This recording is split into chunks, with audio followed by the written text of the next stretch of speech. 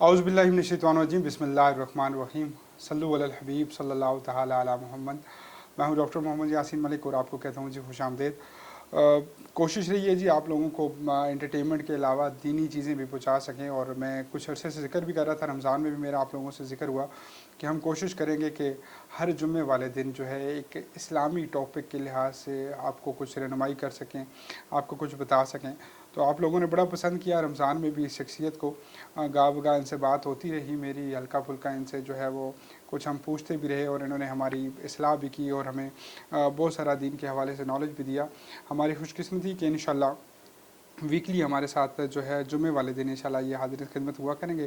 पीर सैयद हैदर गिलानी साहब, thank you so much for joining जी। बिस्मिल्लाह, तशरीफ़ लेकर आया आप, या मैं आपके पास बल्कि तशरीफ़ लेकर आया। मुझे हुजूर वाला ये बताइएगा कि हम थोड़ा सा अपने नाज़रीन ज़िकार के लिए, ये तारफ़ी प्रोग्राम है एक, तो उनको हम समझा सकें कि हमारा मकसद क्या होगा प्रोग्राम का। पहले तो मैं आपसे ये जानना चाहूँगा कि आपका एक सिलसिला है दरबार का, जैसे कि यहाँ पे लोग आते हैं तो मुरीदैन की काफ़ी तादाद है, हाज़रीन की काफ़ी तादाद रहती है। तो एक होता है कि एजेंडा कि ये मेरा मकसद है कि ये लोग जो हैं उनकी इस्लाह हो सके, तो सबसे एक जो काम है बेहतरीन जो आपको लगता है कि आप उस पर अमल कर रहे हैं, वो कौन सा काम है? औज़ु बिल्लाहि मिनश्शैतानिर्रजीम बिस्मिल्लाहिर्रहमानिर्रहीम। अल्लाह ताला कुरान करीम फुरक़ान हमीद में इरशाद फरमाते हैं कि वलतकुम मिनकुम उम्मतुन यदऊना इलल खैर व यामरूना बिल मारूफ व यनहौना अनिल मुनकर व उलाइका हुमुल मुफ़लिहून। कि चाहिए कि तुम में से एक जमात ऐसी हो जो भलाई की तरगीब दे, नेकी की तरफ बुलाए और मुनकरात से रोके, बेशक वही लोग फलाह पाने वालों में से हैं। हमारी कोशिश ये है कि हमारा कोई भी काम हो तो वो हजूर इस्लाम के उस कौल के मुताबिक हो कि आपसे पूछा गया कि जब आप ज़ाहिरी तौर पर इस दुनिया से पर्दा कर जाएंगे तो आने वाले लोग किस चीज़ को फॉलो करेंगे, वो रहनुमाई कहाँ से हासिल करेंगे। तो आप सल्लल्लाहु अलैहि वसल्लम ने इरशाद फरमाया कि मैं तुम में दो चीज़ें छोड़े जा रहा हूँ, एक कुरान और दूसरा अपनी इतरत। तो अगर तुम इनका दामन हाथ से न जाने दोगे तुम गुमराह नहीं होगे, लेकिन अगर इनका दामन हाथ से छोड़ दोगे तो गुमराही तुम्हारा मुकद्दर बन जाएगी। तो हम भी कोशिश ये कर रहे हैं कि हम हजूर इस्लाम के इस कौल पर मनवान अमल करें, और जो चीज़ें हजूर इस्लाम ने हमें बताई हैं उनका दामन हाथ से न छोड़ें। और हमारी कोशिश है कि कुरान करीम को लोगों की ज़िंदगियों में इस तरह शामिल करें कि किसी भी आम आदमी को अपनी रहनुमाई के लिए या हदायत हासिल करने के लिए जगह जगह फिरना ना पड़े। जो मेन मकसद पीर हाउस के प्लेटफॉर्म से जब हमने इस चीज़ का आगाज़ किया, ये जो क्वेस्ट है हमारी, ये तो औलिया अल्लाह का कोई भी जो घराना है या जो खानका किसी वली अल्लाह के साथ मंसूब होती है, ये उसकी रग रग में खून में शामिल होता है कि उसने अल्लाह ताला की इस किताब को आम करना है, और लोगों में इस किताब में जो दर्ज हदायत हैं, जो शऊर की बात है, वो लोगों में उजागर करनी है। तो हमारी क्वेस्ट तो एक मैं कह सकता हूँ जो चेन चलती आ रही है हजूर इस्लाम के बाद, आइमा अहले बैत अलैहिस्सलाम के बाद, फिर दीगर औलिया अल्लाह के ज़रिए जो अब हम तक उनके जानशीन के तौर पर पहुँची।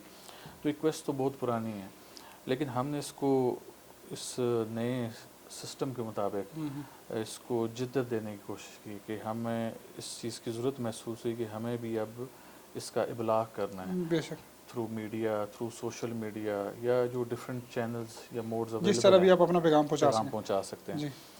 तो हमने फिर जब इसको इबलाग की कोशिश शुरू की तो हमने एक उसके ऊपर एक ग्राउंड वर्क किया, एक होम वर्क किया कि हम देखें कि जब भी कोई रिसर्च की जाती है तो उसमें प्रॉब्लम आइडेंटिफाई किया जाता है कि क्या मसला प्रॉब्लम क्या है। है? अगर मसला नहीं है तो फिर रिसर्च की ज़रूरत नहीं होती। बिल्कुल। तो अगर देखा जाए कि एक पोटेंशियल प्रॉब्लम एग्जिस्ट करता है तो फिर उस पोटेंशियल प्रॉब्लम को एड्रेस करने के लिए फिर आप रिसर्च कंडक्ट करते हैं।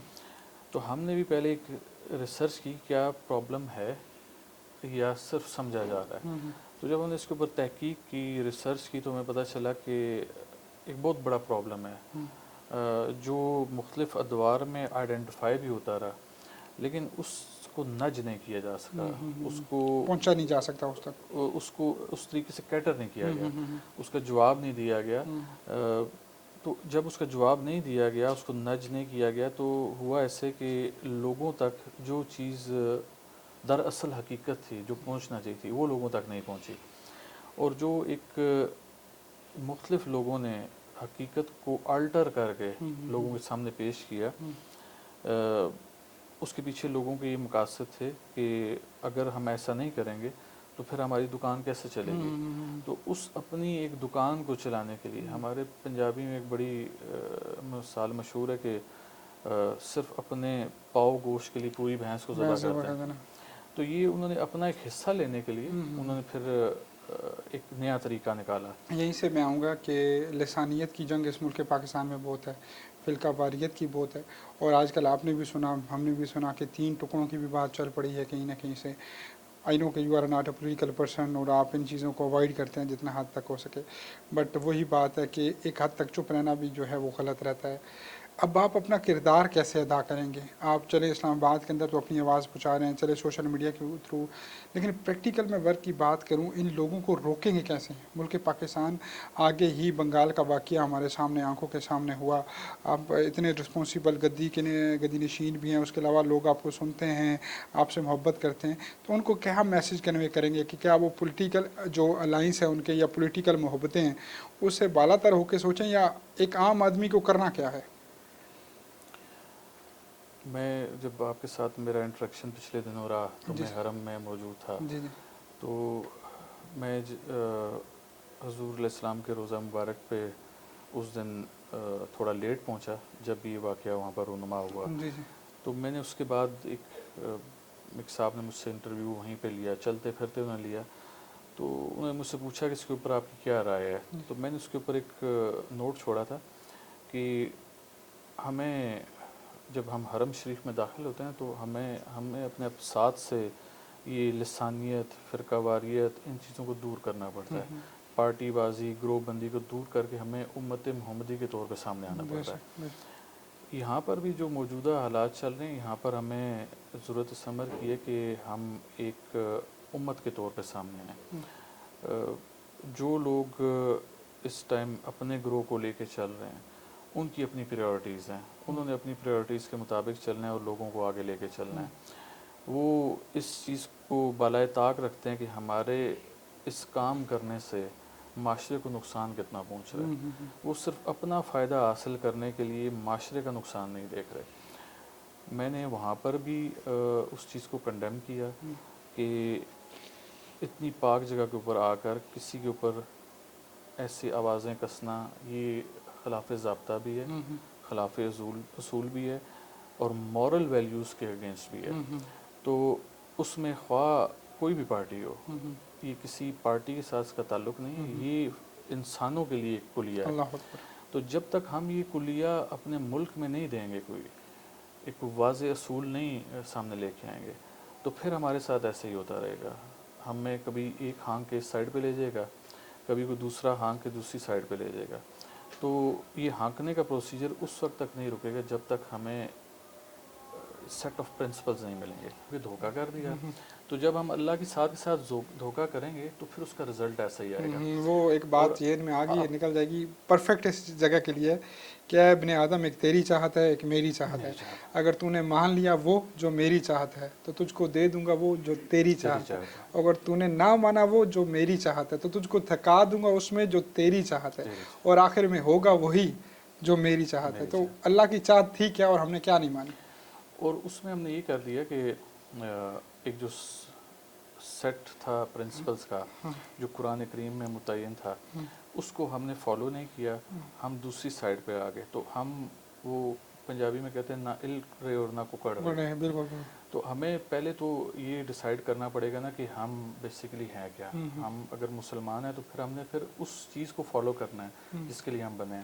اور ایک بڑی کامن سی بات ہے کہ اگر آپ کا بنایا ہوا کوئی رول، آپ کے ادارے کا بنایا ہوا کوئی رول، اگر میرا کوئی شخص بریک کر دے تو بڑی عام سی بات ہے، کیونکہ وہ آپ کے ادارے سے مطابقت نہیں رکھتا، وہ جانتا نہیں ہے اس کو، تو اس سے رولز بریک ہونا یہ ایک نارمل سی بات ہے۔ اس کی سزا بھی نہیں ہوگی. آپ کہیں گے یار بیچارہ اس سے ناواقف تھا, اس ہو لیے گیا تو ہو گیا خیر.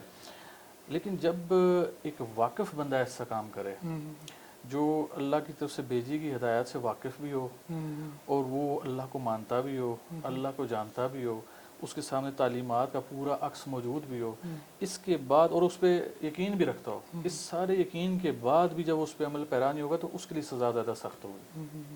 تو یہ جو ہمارے حالات ہیں, یہ ہمارے لیے سزا کا عمل زیادہ سخت ہے بجائے کسی غیر مسلم کے, یا وہ اس کے جو اس سیٹ آف رولز پہ نہیں چل رہا تھا, جو ان ہدایات کو زیر غور نہیں لا رہا تھا, کتاب اللہ کو نہیں دیکھ رہا تھا.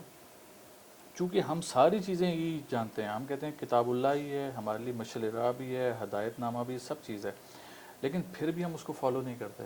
تو ایسے میں پھر اللہ کی طرف سے عذاب کا شکار تو ہم ہی لوگ ہوں گے. اور یہ بڑی کامن سی جو میں نے اگزامپل آپ کو دی, جو گھر کا بندہ اگر کسی چیز کو بریک کرتا ہے, اس کے لیے رول زیادہ سخت ہوتا ہے. تو یہ جو ہمارے ساتھ ہو رہا ہے, ڈالر اوپر جا رہا ہے, معاشی استحصال ہو رہا ہے, سیاست میں دیکھیں کتنا بگاڑ پیدا ہو گیا. میں نے عمران خان صاحب کو ایک تجویز پیش کی تھی کہ آپ سوشل میڈیا کو نا ایک لگام ڈالیں, اور اس کے تقریباً 6 ماہ یا 8 ماہ بعد انہوں نے اس چیز کا کوئی اطلاق کیا بھی تھا سوشل میڈیا کو قابو کرنے کے لیے. وہ میں نے مختلف مذہبی اسکالرز اور جو پولیٹیکل اینالسٹ تھے, جب میں نے ان کے معاملات دیکھے, ان کی باتیں کرنے کا انداز دیکھا, لوگوں کو اکسانے کا انداز دیکھا, تو میں نے یہ تجویز پیش کی کہ اگر ایسا نہ کیا گیا تو بحیثیت مذہبی اسکالر, کسی بھی اسکالر کی ایک بڑی فالوئنگ ہوتی ہے, لوگ اس کو سنتے ہیں, دیکھتے ہیں, اور اس کی بات پر عمل پیرا بھی ہوتے ہیں. تو میں کہا یہ جو مذہبی اسکالرز جتنے ہیں نا, یہ آتے ہیں سوشل میڈیا کے اوپر, 2-4 کیمروں کی گیم ہوتی ہے, 2-4 لائٹوں کی گیم ہوتی ہے, ایک عدد کمرہ ان کو کہیں سے بھی مل جاتا ہے, اس میں اسٹوڈیو بنتا ہے. آج کل تو پیچھے وہ سب سی شیٹ لگا دیتے ہیں, سب کچھ چینج ہو جاتا ہے. تو یہ ایک بیان جاری کرتے ہیں, اس بیان کو لے کر پھر ان کے نیچے جو فالوورز ہوتے ہیں وہ آپس میں لڑتے رہتے ہیں.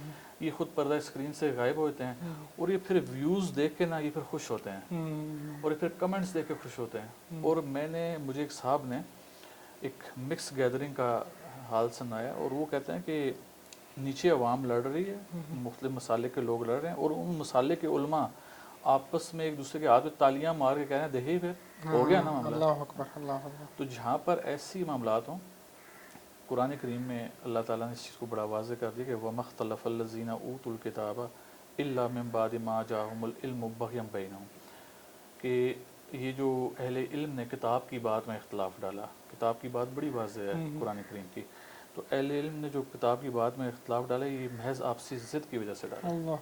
تو اللہ کے اس فرمان کے بعد میں اور آپ تو کچھ نہیں ہوتے کہ اس کے اوپر کہیں کہ نہیں فلاں شخص ایسا نہیں ہے. یہ صرف آپسی ضد کا نتیجہ ہے, آپسی پسند ناپسند کا نتیجہ ہے. کوئی ایک شخص ماضی کی ایک ہستی کو پسند کرتا ہے تو وہ کہتا ہے کہ وہی صحیح تھی, دوسرے سارے غلط تھے. تو اس چیز نے ہمارے معاشرے میں بگاڑ پیدا کر دیا. جو انتشار کی کیفیت ہے, سیاستدانوں سے آپ پوچھیں گے تو سیاستدان تو برملا کہیں گے کہ یار جاؤ دین کی سائڈ پہ دیکھو علماء کیا کر رہے ہیں. تو میرے سے سوال کیا گیا کہ آپ علماء جب ایسے کر رہے ہیں تو سیاستدان تو پھر بڑے آرام سے کریں گے. تو میں نے انہیں بتایا کہ آپ علماء کو غلط کیٹیگرائز کر دیں. آپ کہیں کہ مسلک کے علماء نے کیا, دین کے علماء نے نہیں کیا. تو عالم دین اور عالم مسلک میں فرق ہوتا ہے, اور یہ فرق میں اپنے متعدد بیانات میں بتا چکا ہوں کہ جو مسلک کا عالم ہوتا ہے وہ مسلک کی کتاب میں سے بیان کرتا ہے, جو دین کا عالم ہوتا ہے وہ دین کی کتاب میں سے بیان کرتا ہے. وہ کتاب جو ہے قرآن اللہ. مجید. سبحان اللہ, سبحان اللہ. تھینک یو سو مچ جی. ناظرین بکر آپ نے دیکھا, اور یہ تعارفی پروگرام تھا ہمارا. اسی چینل پہ انشاءاللہ جمعے والے دن آپ ہمیں دیکھا کریں گے. کوئی بھی آپ کا سوال ہو تو آپ کمنٹس کے اندر یا ہمارا جو نمبر اسکرین کے اوپر چل رہا ہے آپ ہمیں میسج کر سکتے ہیں. اور ہماری کوشش یہ ہوگی کہ اسلام آباد کی آڈینس, راولپنڈی کی آڈینس جو اس پروگرام میں شامل بھی ہونا چاہیے, ان کو ہم انشاءاللہ اس پروگرام کے اندر لائیو بھی شامل کریں گے. تھینک یو سو مچ جی. اور انشاءاللہ یہ سلسلہ ہم جاری و ساری رکھیں گے. مجھے اور میری ٹیم کو دیجیے اجازت. اللہ نے کے بعد.